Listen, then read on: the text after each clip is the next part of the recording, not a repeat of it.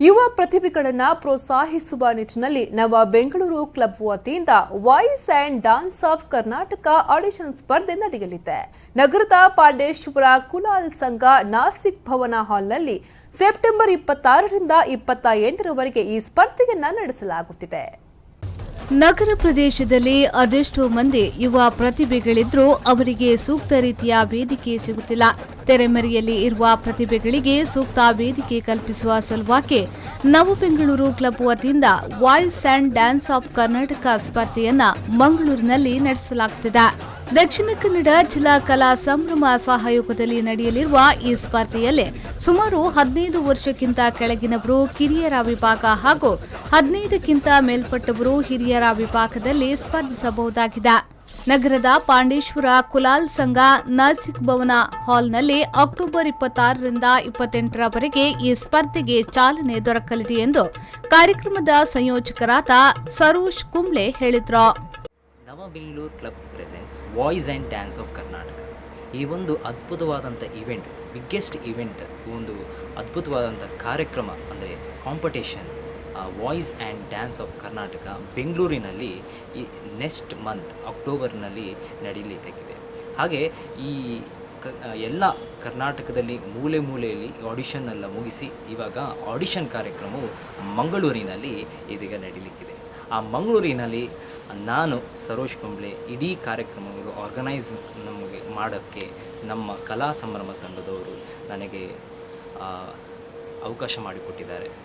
ಅವಕಾಶ ಮಾಡಿಕೊಟ್ಟಂಥ ನಮ್ಮ ಅಧ್ಯಕ್ಷರಾದಂಥ ಶ್ರೀ ಶಿವಕುಮಾರ್ ಹಾಗೂ ಹಲವಾರು ಗೆಸ್ಟ್ಗಳು, ಹಲವಾರು ಜಡ್ಜಸ್ಗಳು ನಮ್ಮ ಮಂಗಳೂರಿನಲ್ಲಿ ಬರಲಿಕ್ಕಿದ್ದಾರೆ. ಇನ್ನು ಕಾರ್ಯಕ್ರಮಕ್ಕೆ ಕಲಾವಿದರ ಒಕ್ಕೂಟದ ಅಧ್ಯಕ್ಷ ನವಗಿರಿ ಗಣೇಶ್, ಉಪಾಧ್ಯಕ್ಷ ಮುರಳೀಧರ್ ಕಾಮತ್ ಹಾಗೂ ನವ ಬೆಂಗಳೂರು ಕ್ಲಬ್ನ ಅಧ್ಯಕ್ಷ ಶಿವಕುಮಾರ್ ಭಾಗವಹಿಸಲಿದ್ದಾರೆ. ತೀರ್ಪುಗಾರರಾಗಿ ಶುಭಾ, ಹರಿರೆಡ್ಡಿ, ವೀರೇಶ್, ಸುಮಂತ್, ವಶಿಷ್ಠ ಹಾಗೂ ವನಿತಾ ಭಾಗವಹಿಸಲಿದ್ದಾರೆ. ಪ್ರಕೃತಿ ಮಾತೆಯ ಮಡಿಲಲ್ಲಿ ಜಾತಿ ಮತ ಭೇದವಿಲ್ಲದೆ ಎಲ್ಲರೂ ಒಂದೇ ಎಂಬ ದೈವತ್ವದ ತತ್ವ ಸಾರುತ್ತಿರುವ ಹಾಗೂ ಆಧುನಿಕ ಪ್ರಾಚೀನತೆಯ ತತ್ವದಲ್ಲಿ ಕಾರ್ಯನಿರ್ವಹಿಸುತ್ತಿರುವ ನನ್ನಮ್ಮ ಕವಿತಾ ರಂಜನ್ ರಾವ್ ಈ ಕಾರ್ಯಕ್ರಮದಲ್ಲಿ ಉಪಸ್ಥಿತಿಯಿರುತ್ತಾರೆ. ಇವರು ಖಾಸಗಿ ವಾಹಿನಿ ರಿಯಾಲಿಟಿ ಶೋನ ವಿಜೇತರಾಗಿದ್ದಾರೆ.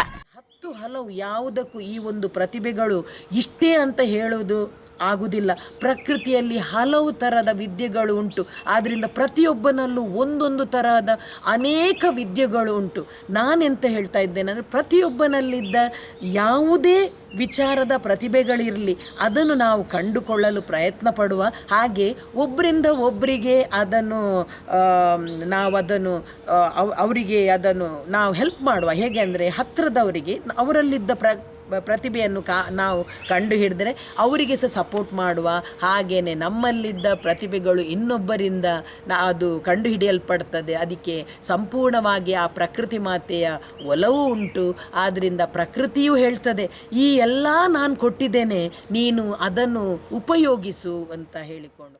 ಯುವ ಪ್ರತಿಭೆಗಳಿಗೆ ಸೂಕ್ತ ರೀತಿಯಲ್ಲಿ ವೇದಿಕೆ ಸಿಗಲಿದೆ. ಮರೀಚಿಕೆಯಾಗುತ್ತಿರುವ ಈ ಕಾಲಘಟ್ಟದಲ್ಲಿ ನವ ಬೆಂಗಳೂರು ಕ್ಲಬ್ ವತಿಯಿಂದ ನಡೆಯುವ voice and dance of Karnataka ಸ್ಪರ್ಧೆ ಒಂದು ಪ್ರತಿಭೆಗಳಿಗೆ ಸೂಕ್ತ ವೇದಿಕೆ ಸಿಕ್ಕಂತಾಗಿದೆ.